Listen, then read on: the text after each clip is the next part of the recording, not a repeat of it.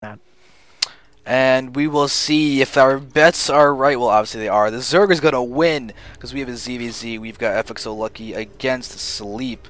So we're going to have a nice ZVZ on GSL Daybreak. Two Koreans, top Koreans. And what a finals this is. Very, very big finals here, between Lucky and Sleep. They're just able to do so much damage to one another. They get up the tech tree pretty fast. They get the ups, which is essential, and they really know how to really exploit what the other opponent is doing. So it's gonna be interesting to see what they're gonna do on Daybreak here, especially because there is such a big amount of room to play around in. There's so many expansions to take, and when these guys want to get macro, they get macro. And last time we saw 4, 5, 6 bases out of them, and they just kept on going. They just wanted the economy. They wanted the ability to make that much larva. So on a map like this, I think they could definitely do that again. And yeah, I mean, it's a deceptively large map, so they can get time if they want to play for that. Right now, it looks like both players will be hatching first, which is a great thing to see. Never mind, I lied. If I just said that 3 seconds later, I might not have seen stupid. I've definitely not. We're playing the guessing game here. We're watching it right now. Everybody else gets to watch it 6 seconds from now. So we're kind of seeing the future, so to speak. So it's based on interpretation. Well, my interpretation was half right, as we do see Lucky throwing down his hatchery first. He did send out that characteristic 10 scout of his, which is something that he apparently does in just about all matches or something, because he is really shown that it works. He was able to completely thwart FXO's ASD with that in-base barracks and supply depot in the corner of the map. With that 10 scout, when he scouted, there's nothing in his base, and it really seems to work. He realized that he's safe for doing certain things, and it works. I can't emphasize that enough. It works. It shouldn't work. It should be too much ego damage, but it works. And if it works, if it's not broke, don't fix it. And that's exactly what he's going to keep doing. And that's a very, very smart find for that. And I like kind of what he's doing again. He's, we see that, Lucky got to do what he does best. He's just going to go ahead and continue to pop the pool and the hatch side by side along with the extractor. So he's going to get right on top of it right now.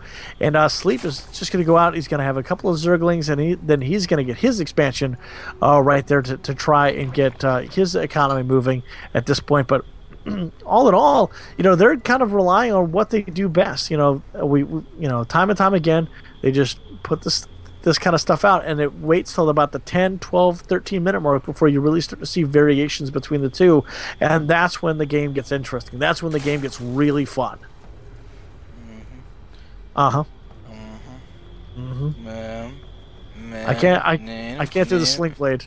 No. That's what they need to do anytime you bury like roaches or whatever, and they have the burrowing claws. That'd be fun. That would be fun. I would enjoy that. Just that we haven't seen a single game today that hasn't had a Zerg in it. Yeah, you're right. Not a single one. Zergs all the way around.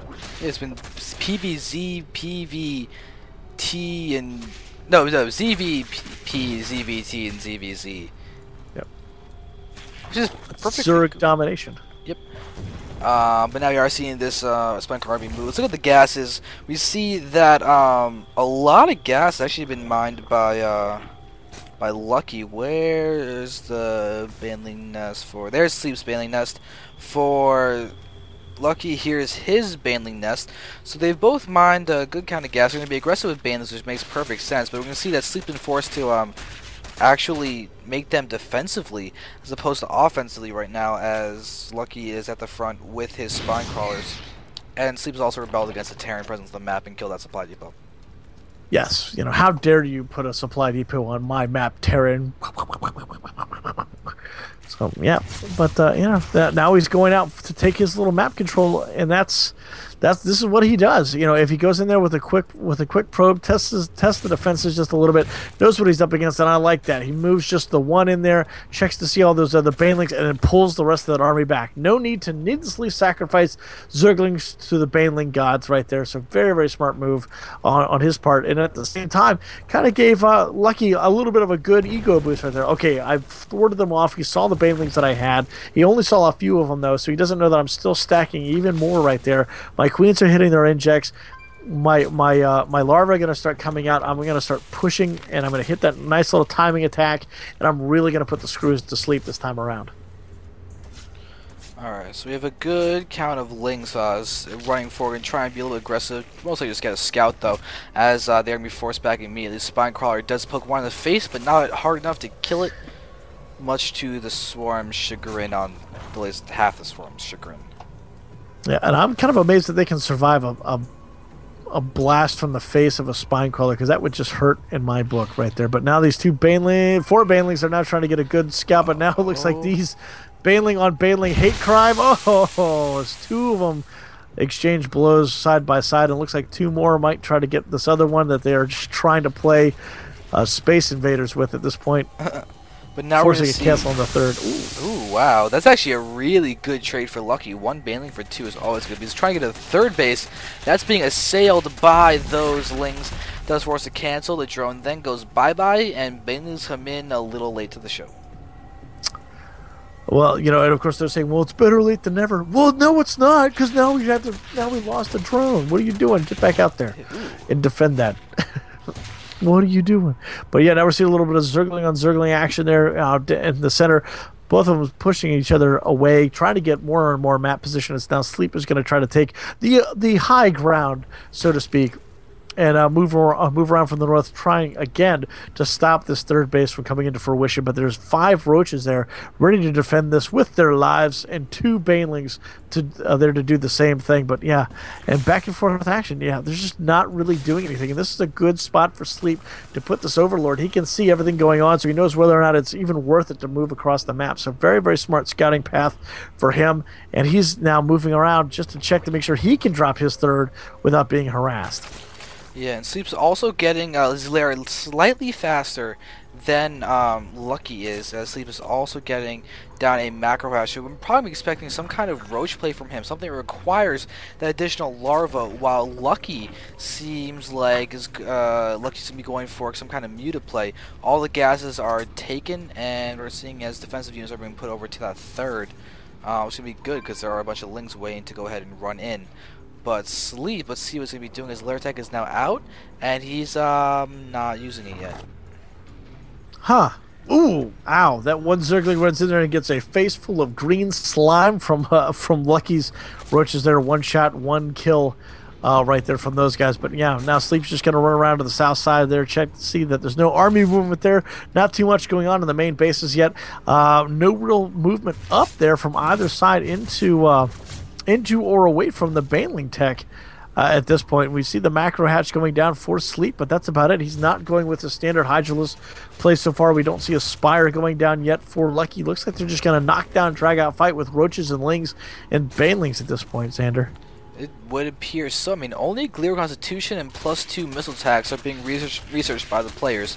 Though Lucky does have a slight edge in his timing for his +2 attack. You can see how it does have about a full minute lead on it, which is definitely significant, as well as the thing is Sleep's got Glier Constitution faster, so it'll be an interesting battle. These two do engage while one person has one while the other person doesn't have the other. But I don't know if that's actually going to be happening right now. We do see a double-pronged attack about to be happening. Lings are going into the natural, it seems, going to go ahead and completely circumvent a lot of things. But there are 2 banelings there. They're going to start getting attacked, but what will matter is this third is being hit by Sleep. Yeah, big stuff for there. And the Hydrogen did go down for Lucky right there. He's also getting the Groove Spine, so he's going to give the +1 range attack there for those. Now he's going to try to get to the third there of Lucky. Sleep putting on the pressure as much as he possibly can. Those roaches doing significant damage, but unfortunately they're not able to hold up against the onslaught of the mass of Sleep's roaches, but he is still able to turn around as the +1/+1 finishes up just in time to really give him the upper hand there. And wow, the Queen barely saved herself to it with 20 hit points there that time around too. So huge get there for Lucky this time around. He's staying even with Sleep from a food standpoint. Now he's at 149 to the 153 of Sleep. He just needs to bulk that up just a little bit more. Hydrogen going down now for Sleep, trying to stay right in line with Lucky, and the Infestor Pit going down for Lucky this time around too. So he's looking to bulk out with the total build for the Zergling for the Zerg side of his field. Yeah, and unfortunately, Lucky just contaminated a completely empty Evo chamber. But still, it's a nice thing. It's a nice thing to do. It's always a good thing to do. Kind of that kind of thing that puts pressure on your opponent, and can almost never be bad. It can be more beneficial, but it can never be bad. You know, it also shows them that you're paying attention too. You know, even if you don't get to stop anything, if you just keep doing it, you know, they'll know. Okay, look, they've got it in my base. I got to really pay attention to that, and you know, make sure he doesn't get anything valuable next time. Yeah, we have two Roach armies moving down. One on the bottom's going to get hit hard and retreat immediately, but it's going to give time for this top one to move forward. But there's already an army there that's going to be ready to go ahead and defend. And Sleep, with a nice two-pronged attack, defended perfectly by Lucky. Yeah, that would have been huge if one side had fallen over the other, but yeah, no, perfectly split between the two. And even though that Lucky did have such a smaller Roach force, but he had those Hydras there to completely back it up against the big bulk Roach army there that was trying to attack the top. But now it looks like he's going to push in, try to get down into this fourth base, forces the cancel there. Now he's going to try to move toward the Zonaga Tower, but unfortunately, Sleep has better things to do. He's going to force that army back now. They're going to be on the upper side, throwing down the spit down to the lower end. And wow, look at that army have to pull back just a little bit. Without the creep, it's going to be really hard to micro those Hydras around because they just can't move fast enough. But oh man, oh my god, both players are so keyed into the fact that whichever one get the better concave wins, and that means who is going to be at the top or the bottom of the ramp. If Lucky had gone down towards the bottom of the ramp, that would give the concave advantage completely to Sleep, while the other reverse is completely true. It's why they were both going back one thing and attacking, trying to draw the other person into their superior concave, and that ended up just going to a stalemate because neither player was willing to continue committing to that battle. We are just going to see Lucky moving straight to the right and try and move in, and this hatch is going to seriously hurt the concave of Sleep. Oh god, that's not good. You can see he's forced to move in and try to get all those units to attack, but this complete surround by Lucky. He's got a lot of Hydras. He's slightly ahead in the Hydra count, and he's going to just wreck. Oh my god, there's so much absolute devastation there between the two. Sleep now forced to pull back down below 100 supply there, and I think this is going to put Sleep ahead, or the Sleep down in this game with the GG there by Lucky. Wow. So that's 1-1. We're game number 3 of a best of 5.